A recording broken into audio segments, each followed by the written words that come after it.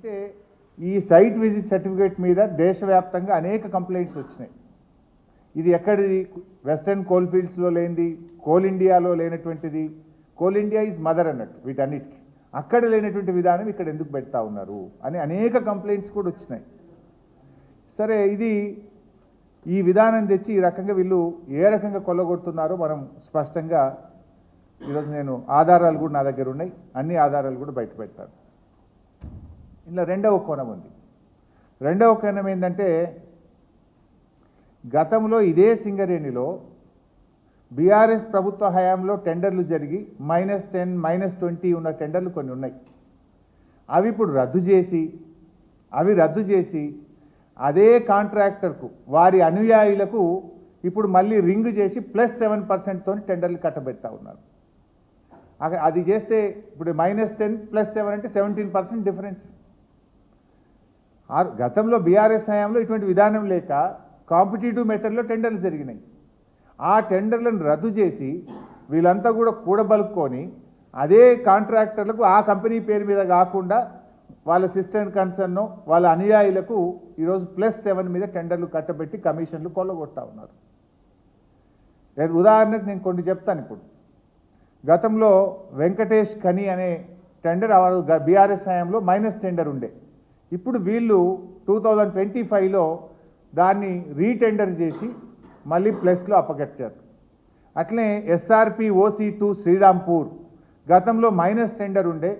ఇప్పుడు ఆ మైనస్ టెండర్ను రద్దు చేసి మళ్ళీ టెండర్ నిర్వహించి ప్లస్ టెండర్ కుమ్మక్కి చేసి రింగు చేసి సైట్ విజిట్ సర్టిఫికెట్ పెట్టి వారి అనుయాయులకు కట్టబెట్టే ప్రయత్నం చేస్తున్నారు.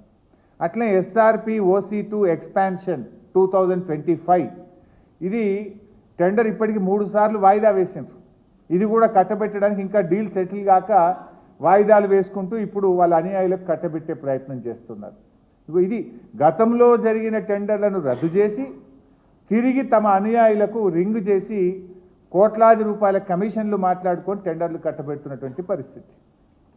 ఇంకో మూడవ కోణం ఉంది ఇందులో.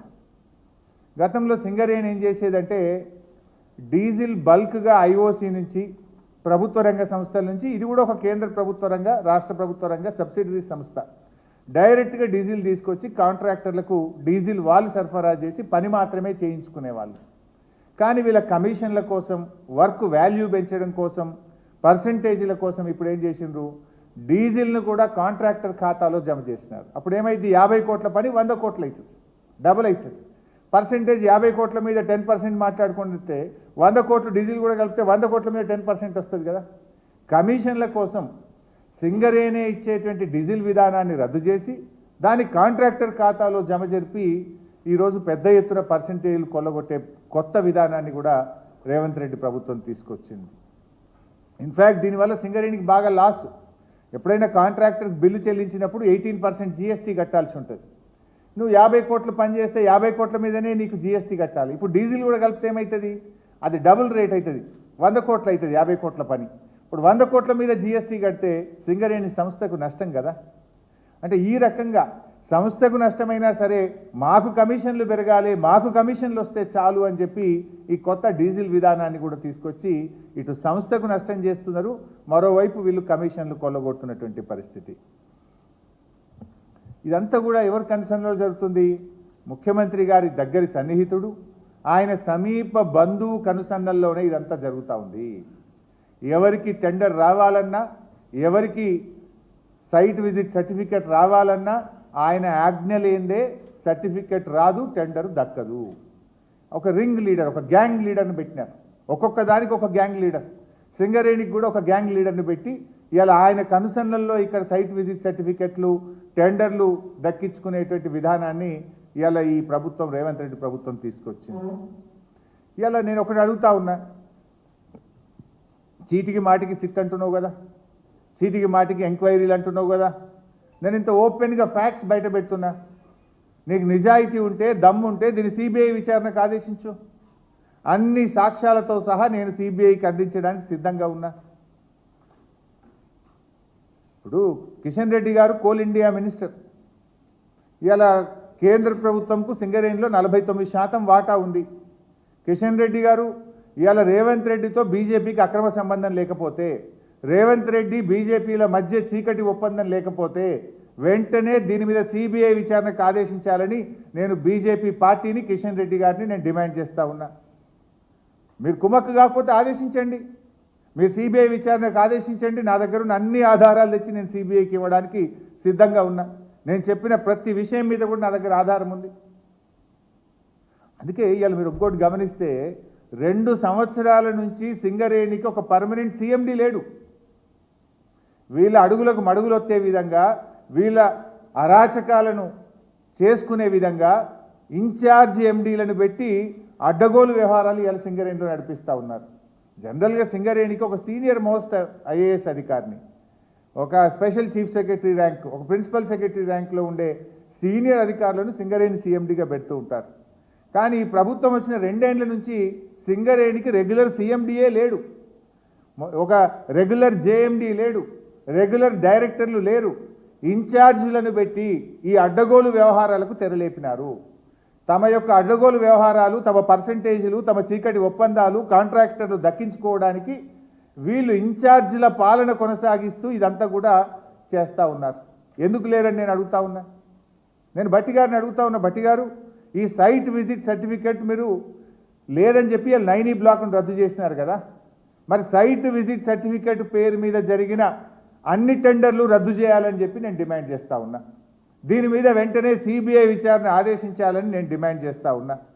ఈ సైట్ విజిట్ సర్టిఫికేట్ విధానాన్ని సింగరేణిలో శాశ్వతంగా రద్దు చేయాలని చెప్పి నేను డిమాండ్ చేస్తూ ఉన్నా. ఈ డీజిల్ విధానం తెచ్చి కమిషన్లు కొల్లగొట్టే ఈ కొత్త విధానాన్ని రద్దు చేయాలని మేము డిమాండ్ చేస్తూ ఉన్నాం. సింగరేణికి ఒక నిజాయితీ కలిగిన ఒక ఉన్నత అధికారిని సీఎండీగా శాశ్వత ప్రాతిపదికన నియమించాలని చెప్పి కూడా ఈరోజు మేము డిమాండ్ చేస్తూ ఉన్నాం. మరి అదేవిధంగా నేను గతంలో కూడా ఒకసారి చెప్పిన, ఈ సింగరేణి సంగతి ఏమో ఇట్లా ఉన్నది. గతంలో ఈ క్యాబినెట్ ఒక దండుపాలెం మూట అని చెప్పి నేను ఆరోపిస్తే నా మీద ఈ మంత్రులంతా కూడా విరుచుకపడ్డారు నా మీద. ఇప్పుడు నేను అడుగుతున్నా, మీ దండుపాలెం మూట కాకపోతే ఏంది? మీరే బయటపడుతున్నారు కదా, తన్నుక వస్తున్నారు కదా. ఇప్పుడు ఈ 9E బ్లాక్ టెండర్లలో ముఖ్యమంత్రి వర్సెస్ భట్టి గారు వర్సెస్ కోమటిరెడ్డి కదా, ముగ్గురు దన్నుకుంటేనే కదా ఇదంతా విషయం బయటకు వచ్చింది.